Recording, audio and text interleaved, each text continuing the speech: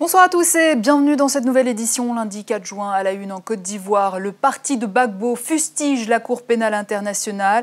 Après la déclaration du procureur Luis Moreno Ocampo en visite à Abidjan, selon lui, les pires crimes pendant la crise post-électorale auraient été commis par le camp Gbagbo. Au Nigeria, plus de 60 corps ont été retrouvés sur le site de l'accident d'avion à Lagos qui a fait 153 morts. L'avion de ligne s'est écrasé sur un quartier populaire de la capitale économique. Une enquête a été ouverte. Et puis au Gabon, Libreville a abrité le symposium international sur le diabète avec cette question: comment l'Afrique doit porter une contribution forte au débat international sur le diabète. Mais avant, on ouvre avec ces propos qui font polémique en Côte d'Ivoire, ceux de Luis Moreno Ocampo, le procureur de la CPI en visite à Abidjan, a estimé que les crimes les plus graves commis durant la crise post-électorale de 2010-2011 avaient été perpétrés par les forces de l'ex-président Laurent Gbagbo. La réaction des pro-Gbagbo n'a pas tardé. Fatouma Garba.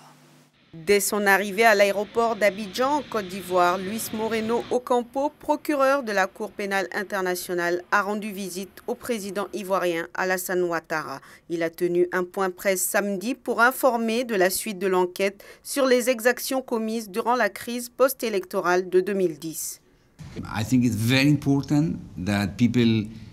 Je pense qu'il est très important que les gens suivent les discussions à la Cour pour comprendre dans les détails ce qui s'est passé en Côte d'Ivoire. Lors de son séjour, le procureur a souligné que les crimes les plus atroces avaient été commis par le camp de Laurent Gbagbo, des affirmations immédiatement qualifiées de parti pris flagrant par les leaders du parti de l'ex-président. Et les journalistes n'ont pas manqué de lui poser la question de l'impartialité des travaux de la CPI. Est-ce que, pour ce que vous avez fait, vous pouvez convaincre l'auditoire ici que la CPI est véritablement impartiale? À cela, M. Ocampo a affirmé avoir enquêté sur les crimes les plus graves, incluant les crimes massifs dont ceux à Douékoué. Laurent Gbagbo sera fixé le 18 juin, jour de l'audience de confirmation des charges à son encontre. La crise post-électorale a fait 3000 morts. Luis Moreno Ocampo devrait être remplacé par la procureure Fatou Bensouda de la Gambie dans 2 semaines. Vive émotion au Nigeria après le crash d'un avion de ligne qui s'est écrasé dimanche sur un quartier populaire de la capitale économique nigériane, Lagos. À son bord, 153 personnes, mais aucun espoir de retrouver des survivants. Pater Ngolo. La fumée était encore présente ce matin dans la ville nigériane Lagos où 153 personnes dont 16 membres de l'équipage ont péri dans un crash d'avion de ligne reliant la ville d'Abuja à Lagos. L'appareil s'est écrasé sur le quartier populaire d'Iju à proximité de l'aéroport international dans le nord de la ville réputée la plus grande agglomération du continent africain. Selon les habitants, l'avion de ligne volant à très basse altitude dans un bruit assourdissant de réacteurs a d'abord percuté un immeuble avant de s'écraser sur une imprimerie. Mes enfants étaient en train de jouer au ballon quand ils se sont mis à crier qu'il fallait partir. Ils montraient l'avion qui était juste au-dessus de nos têtes et qui était sur le point d'atterrir. Le temps que je lève la tête, l'avion a penché. On a cru qu'il arriverait à se poser, il était de plus en plus bas. Il y a eu un grand bruit et on s'est rendu compte qu'il s'était écrasé. Alors que la possibilité de retrouver d'éventuels survivants devient incertaine, le président nigérian Goodluck Jonathan a décrété 3 jours de deuil national et ordonné une enquête la plus complète possible. Depuis 1992, date du crash d'un avion de transport militaire nigérian près de Lagos qui avait fait 158 morts, le Nigeria a connu au moins 6 catastrophes aériennes d'envergure dont les bilans s'élevaient à chaque fois entre 100 et 150 tués.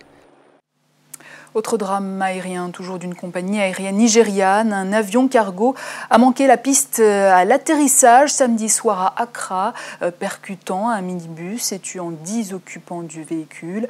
Les 4 membres de l'équipage du Boeing 727 de la compagnie Allied Air en provenance de Lagos sont survécus. On écoute à ce propos Jonathan Mills, président ghanéen.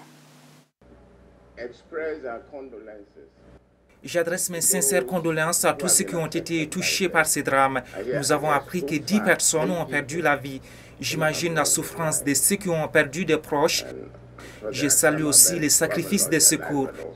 Je suis très content de la manière dont vous avez géré la situation.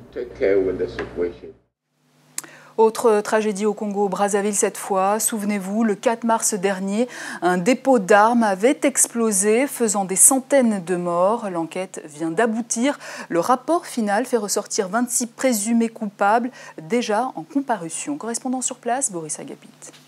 L'enquête administrative ouverte par les autorités congolaises au lendemain des explosions de Mpila vient d'être bouclée. Elle fait ressortir 26 personnes présumées coupables, parmi lesquels 23 militaires et 3 civils, dont une femme.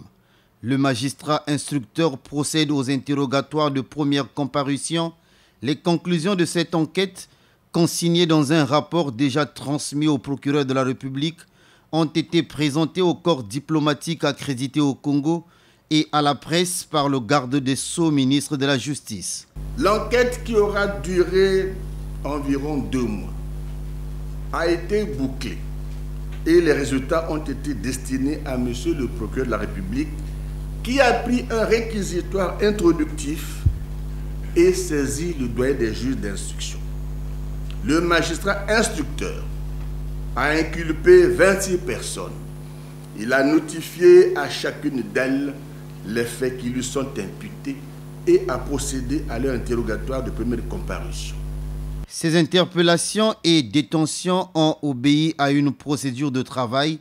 Maître Aimé Emmanuel Yoka. Les membres de la commission d'enquête ont librement donné crédit à certaines pistes qui ont conduit à l'interpellation et à la détention de plusieurs officiers de commandement en raison de leur rôle de garant de la sécurité des lieux de dépôt d'armement et de gardien de l'arsenal de défense nationale. Un procès public dans le respect de la dignité et du droit établirait la culpabilité et la responsabilité de chacune d'elles dans cette tragédie. Le diabète, une problématique majeure de santé au Gabon. 5% de la population est concernée et la réponse des autorités ne s'est pas fait attendre. Un symposium international a été mis en place autour de nombreux médecins et plus de 200 experts. On retiendra des conclusions extrêmement favorables avec notamment la création d'un comité scientifique. Plus de précisions avec Linda Robert. Sous le signe de la rencontre et de l'échange, le Symposium international de Libreville sur le diabète en Afrique a pris fin sur une note studieuse et conviviale. Cette 2e édition a exploré plusieurs thématiques: l'état des lieux en Afrique centrale et de l'Ouest, les facteurs de risque et l'insulinothérapie. La jeunesse du symposium se traduit par une prise de conscience. Nous essayons d'apporter notre contribution. Et Madame Pascaline Ferry-Bongo-Ndimba, qui est la présidente d'honneur, s'est rendue compte que le diabète était une maladie peu connue, qui faisait beaucoup de ravages. Et donc elle a décidé comme ça d'essayer de rassembler les spécialistes du diabète. 5e cause de mortalité dans le monde, selon l'Organisation mondiale de la santé, le diabète inquiète les professionnels de santé africains et européens. Des préconisations de base et une approche pédagogique de la maladie ont été privilégiées. Un malade diabétique doit savoir qu'il doit consulter régulièrement son médecin, il doit respecter les consignes alimentaires et il doit venir au laboratoire pour faire sa prise de sang et lui-même il peut surveiller les signes d'élévation du taux de sucre ou de chute importante du taux de sucre.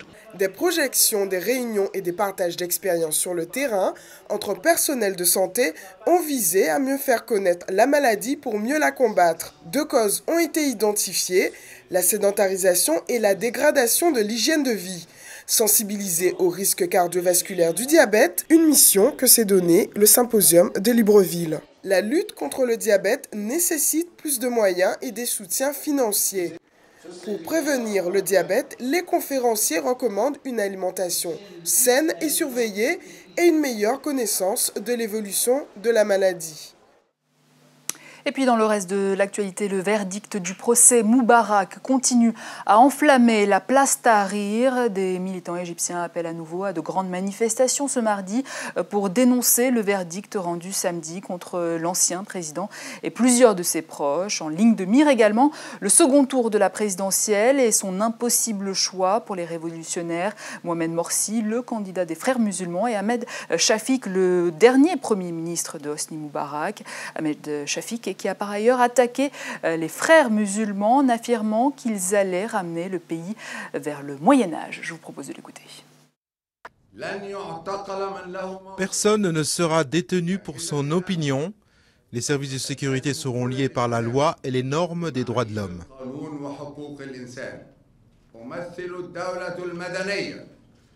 Je représente un État non religieux. Les frères représentent un État sectaire.